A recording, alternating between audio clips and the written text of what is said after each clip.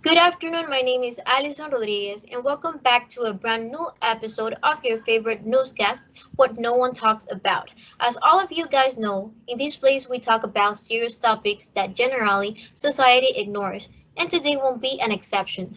Today we'll be talking about climate change. But I won't be alone because we have a special guest. She's a well known environmentalist and has multiple awards because of her intellectual. Please give a round of applause to our guest, Diana Cáceres. Welcome, Diana.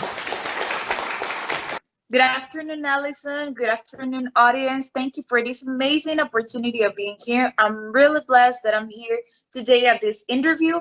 I hope I do my best to answer all of your questions. Okay, Diana. As you know, I'll be asking you a series of 5 questions, which I need you to answer with honesty, because we want to create awareness to the society of what they are doing to their own planet. Shall we start? Of course, Allison.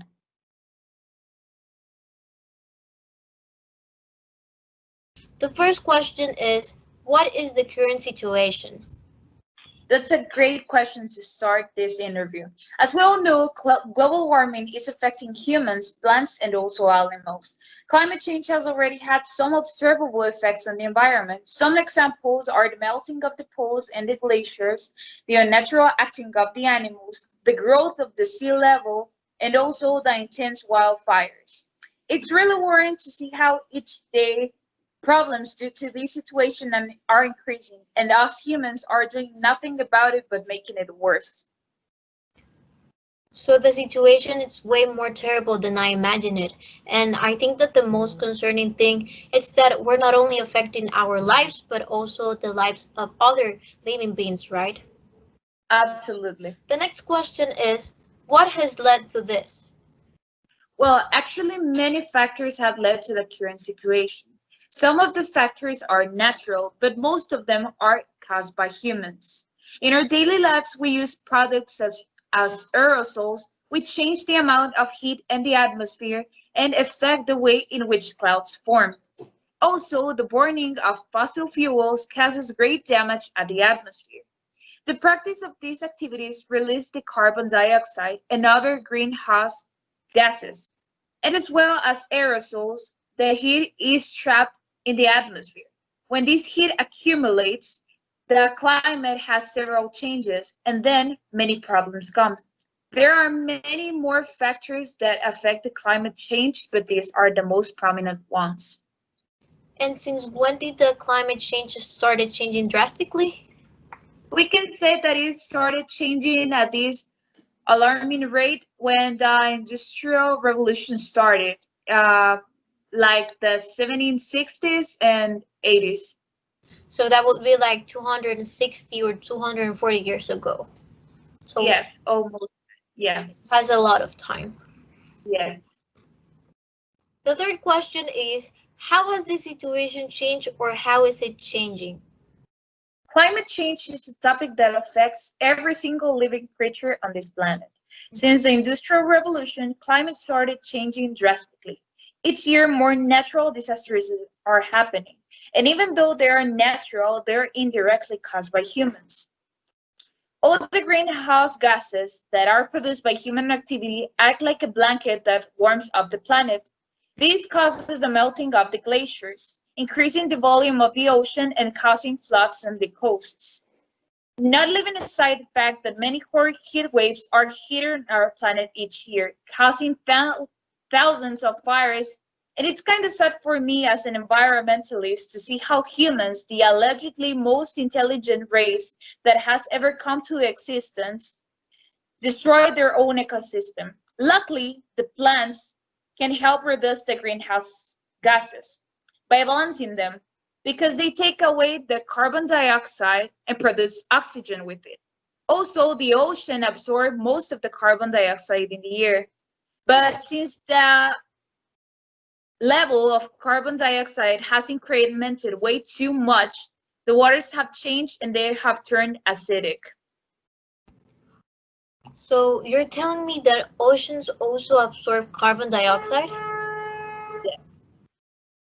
I thought that only the plants could absorb carbon dioxide, but If plants absorb the carbon dioxide and they release oxygen, the same happens with the oceans or no? No, the oceans become more acidic, putting in danger all the marine species and also the marine plantation. Dos, uno. After listening to all the things that are happening to the world due to climate change, now I'm curious to know what are the effects of the current situation in the long term. Well, thanks to the technology we have nowadays, we've been able to recreate scenarios of what will the world look like if the climate change continues this way. If I'm being honest with you, we should be aware of the path where we're leading nature to. It's inconceivable that we're damaging the only planet that has all what we need for having a sustainable life.